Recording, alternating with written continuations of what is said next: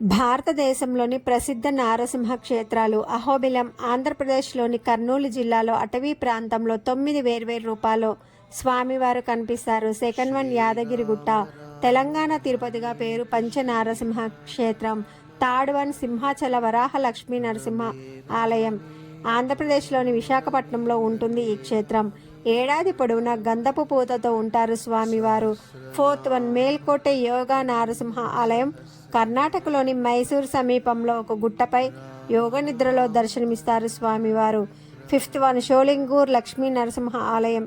తమిళనాడులో చోళుల కాలం నాటి ఆలయం. సుమారు 1305 మెట్లు ఎక్కి దేవుని సన్నిధికి చేరుకోవచ్చు.